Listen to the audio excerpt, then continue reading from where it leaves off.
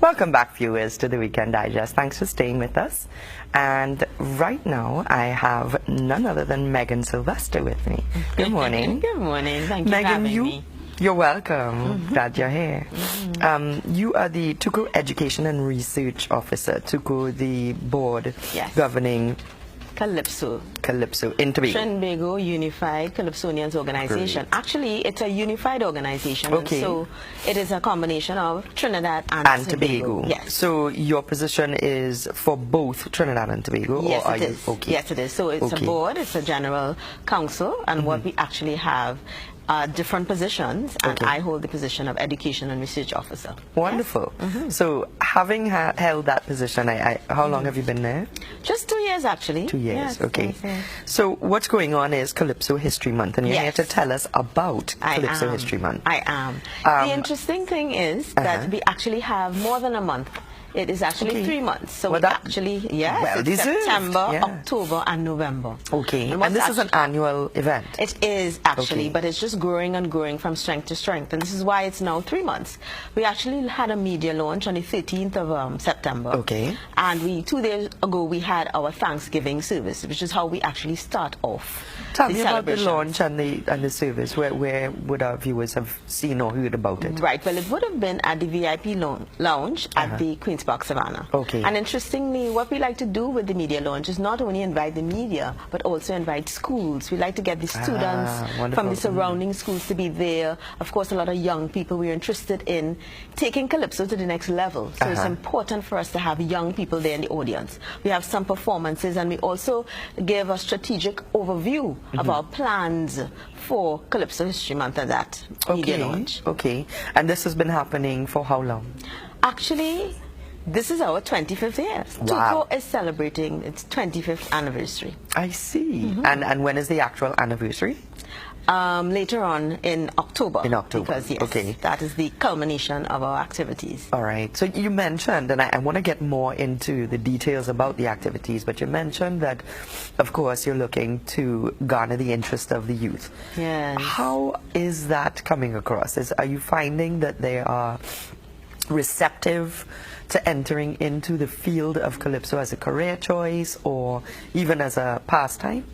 The interesting thing for us is we are taking an approach, if young people do not come to us, we are going to go to them. Great. So what we have been doing, particularly with my portfolio, is that we've been going to secondary schools, yes, to do workshops and presentations to bring the Calypso art form to them. Okay. At TUCO, we really believe that by Calypso, our stories are told. And so we want to get young people onto the idea that Calypso is actually telling a story. It's not something of yesteryear. It's not something for old folks alone to enjoy. It's not for a particular demographic, but it's really about current issues taking place in the country. And that has been so for some time. Calypso is actually a story being told about cultural and social activity, political to some extent. And it is an inaugural part of our history. Right. So getting kids or young interested in participating is a great thing, and it's a great way to actually uphold what we've come to recognize as a tradition. Indeed, and what we've also done is at those sessions, we've so much interest has been sparked that we have people coming to us and saying, so how do I get involved in Calypso? And then we tell them about the junior Calypso competition that they can enter. And sometimes what we also do is we go to the schools and teach them about Calypso songwriting. So some people just want to get involved at a performance level, and some young people want to be involved in songwriting. So there are various aspects of entry into the Calypso art form. You know, I joke around with friends all the time, and you know, from time to time you spit out a few lyrics, and you know, being a writer, of course, I kind of dabble a little bit, and we will come up with a song at the drop of a beat. Is that extempo? I guess so. I guess so, if you want to call it that. You're an extempo artist as well as a writer. But I find that a lot of young people tend to, rather than, you know, have the same sort of activity that they will participate in, but rather than put their energy into Calypso, would find an avenue more so in the genre for rap or in others. Right. What are you doing in TUCO to sort of push them towards maybe more so following the calypso genre rather than others? Well, the interesting thing, again, is that the president of TUCO is Brother Resistance. And Brother Resistance is the Rhapsody King of Trinidad and Tobago. True. So, and we also have a Rhapsody Time. We have a radio program where we actually introduce people to what's happening with Rhapsody. And we also have celebrations of Rhapsody in the community all the time. So, for those who are interested, because Rhapsody, of course, is coming out of Calypso. Yeah? So, there's the rap element, you know, blending that hip-hop. I mean, I can remember when Brother Resistance and Mudada first came out with Rhapsody. And it was like a brand new thing, you know? But yes, it is rooted. And that has continued. Yeah. So there are opportunities. So, and then we also have the spoken word. So TUCO is actually partnering. Okay, so it's all encompassing. It's not necessarily just Calypso. Right, because we are partnering with the Boca Slit Fest as well as the 2 Cents Movement to put on some workshops for Calypso History Month as well. And we're going to have spoken word being incorporated. So the approach we're taking is that how do we tell our stories in Trinidad? We have the Calypso art form, we have soca music, we have Rhapsody, we have spoken word. So let's investigate all of these different approaches because this is how we tell our stories. And they're all sort of a narrative type of extemporaneous, you know, storytelling kind of movement. Yes, and we're also going to have, as you mentioned, we're also going to have extempo as part of that. But of course, that is a skill that persons have to learn. So we're going to have Black Sage is going to be leading off that particular workshop to try to teach young people the art of extempo. So tell me about the activities planned for the 3-month period. Aside from the kickoff, and we know you mentioned the second event.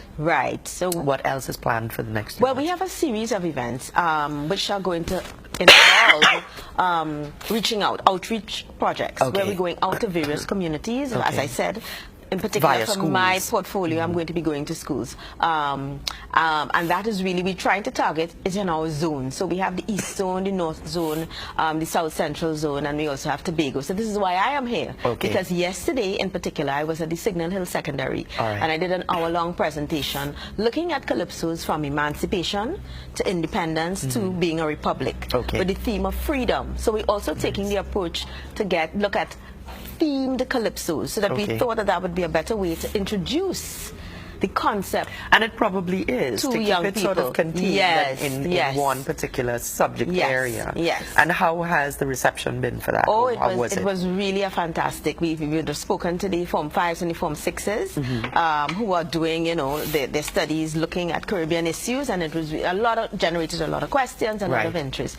Similarly, I will be coming back in the month of October to go to the Scarborough Library. Because in Trinidad, we have also partnered with NALIS. And I've been going already prior to Calypso History Month. I actually started going to the Maloney Library, the Sandy Grande Library, the Arima Library. So we're going to continue that. So really a lot of outreach projects. And as I mentioned earlier, teaming up with Boca Slit Fest and the 2 Cents Movement. And then we generally have Calypso events. And that's actually what I was going to ask. Is how then are you involving the general public? So and it would be through these events. So we have Calypso shows planned, we have extempo shows planned. It's just a series of activities. And as I was mentioning at the top of the interview, it's so big now because the appreciation for Calypso is growing. And what's happening is that it can't be contained within just 1 month. And tell me, what do you think is accounting for that growth? I think that we have embraced social media in a much more involved way than we have before, because we realize that we have to target different demographics. So we have the print media, so we have traditional media, and then we have the new media involving social media. So we target. I do a lot of radio and television in Trinidad, trying to generate support, because Calypso is not a season. It's actually all throughout the year. Round, so every month we have some feature, some program that we're involved in, where we take it to the public, and so they're aware. So that has actually generated a different approach. And that then would be more so on the local market. And I want to ask, just because I don't want to forget, is there a place if someone from the general public can go to find more information about getting involved or even participating in the 3 months of activities? Right. Well, we do have a Facebook page, okay. TUCO Trinidad and Tobago, and you can go there and get information. You can actually email me as the TUCO Education and Research Officer, TUCO Education Research, one word, @gmail.com. So that is available. As well as just keep tuned into social media. We also have, as I said, radio and television. We're going on the morning programs, we're going on the radio programs to let people know about it. And this is why we felt if persons in Tobago are not able to get access to what is happening in Trinidad, we come to Tobago as well. So that is an expanse of our outreach. And that really should be how it should be. Definitely, definitely. Of course. At all levels. Yes. So the next particular event is upcoming would be when? Well, that is going to be a series of activities from next week. What I can actually do is, if you go on the website and on our Facebook page, you can actually see the entire itinerary, the schedule, the calendar of events taking place. Yes. And what's the website again, just for the sake of our viewers? Right, www.tuco.com. .tuco.com. Okay. It never ceases to amaze me. Anytime, and you said it just a little while ago, Calypso is a year-round thing. And it's seasonal to a lot of people in terms of their appreciation for the art form. They, around Carnival, get heavily involved, you know, really into the music, and then it sort of fizzles out. Yes. Why do you think there's a shift away from Calypso, and why is it we're focusing just 3 months if this, as we admit, should be a year-round appreciation? Well, I think it's because music in Trinidad on the whole is very seasonal. Yeah, because soon we'll be going into the Parang season. We're in September already, and then you have Parang, which leads into Carnival, and then we have that jazz music period there. So I think music on the whole is seasonal. But what we are doing in TUCO is trying to move away from that, because we see it, so we have September, October, November. That to us leads into Carnival. Of course. So that gives us an opportunity to encourage people to come to more shows that we will put on and to become more aware. And then there's the Carnival frenzy, and then there's the post-Carnival. So we actually have targeted every month of the year to have Calypso events, and we have actually been quite successful with that. In years gone by, we saw more of the art form present in what we know as Calypso tents. Yes. They seem to have phased out for some time, but then within maybe the last 3 or 4 years, I kind of hear that they're popping back up, and there's a little more interest being generated. Yes. Are we seeing that as a true statistic, or is it just what we're seeing here in Tobago? Well, we're definitely trying to increase the participation in terms of the participants who go to the Calypso tents. Indeed, there has been this fall-off of persons who go, but of course it's because of many issues, not necessarily linked to the Calypso art form, because there's the issue of safety. A tent usually is at night. Persons are concerned, in particular in Trinidad, about the safety. How, you know, there's the issue of crime, etc. That is one of the setbacks that has really impacted. Then we also have to look at location of the tent. So we have actually widened. We have a lot of community tents, right? So that if persons can't come to the larger tents at the centers, we actually have the community tents that they can go to. I think generally what needs to be done is to have a resurgence of what Calypso means to Trinidad and Tobago. And I think that when that is done, which is what we have started, we've started that process, I think it's definitely going to pick up in terms of persons returning to the tents, because these shows that we have across the zones during the year, lots of persons come out. So we see that the interest is generating. So if you translate that into persons coming to the tents as well, you come to a show, extend that to coming to the tents, the interest is going to increase. To generate. Yeah. And I wish you luck with that, actually. Thank you very much, yes. Throughout the years, Calypso has definitely played a major role. Just to summarize as we're wrapping up, what is TUCO's impression of the effect or impact, as you just mentioned, that Calypso has had on us as a country? Definitely, it has told our stories. And that's one of the key things that we want to focus on, because that's just basically our tagline.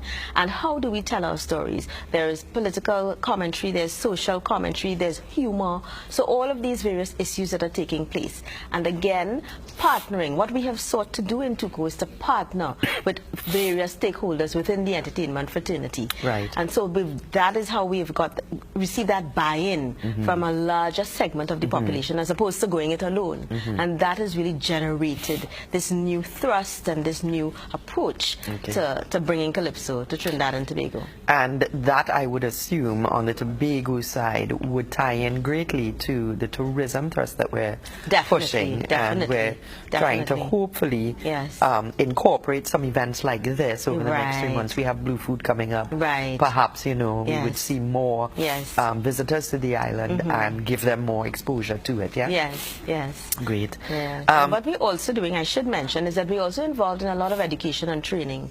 We would have partnered in Trinidad, this is TUCO would have partnered in Trinidad with UB Roytech to establish the certificate in the business of entertainment, which is a 14-week program which focuses on issues like neighboring rights and intellectual property rights, entertainment marketing and protocol, looking at traditional media and new media, how to put on an event. And interestingly, your Tobago boy, John Arnold, is one of the facilitators. And what we're doing, I'm also here in Tobago to speak to the THA. I had those meetings yesterday to speak about bringing that very program of education and training to Calypsonians and persons of the entertainment fraternity here in Tobago. So that's going to be coming up next year. That's great to hear. So you see, that's the point I was making about extending the reach of Calypso beyond 1 month, 3 months. Let's make it year-round. And kudos to you and your team for actually pushing that effort, because it is certainly an art form that we need to pay much more attention to. I want to thank you, Ms. Sylvester, for being here this morning. You look lovely. Thank you for having me. Good luck to you over the 3-month span. If you can you just again share the website and the Facebook page with our viewers? Well, more importantly would be the Facebook page. Let them go to TUCO Trinidad and Tobago. And as I said, in terms of reaching out to get more information, you can email me at tucoeducationresearch, one word, @gmail.com. Is there a contact phone number? Yes, you can actually take my contact phone number. It's 740-4854. And I'm Megan Sylvester, the TUCO Education and Research Officer. Great. Congratulations to you and your team. When we come back, we will have lots more in store on the Weekend Digest. Your Saturday is never the same.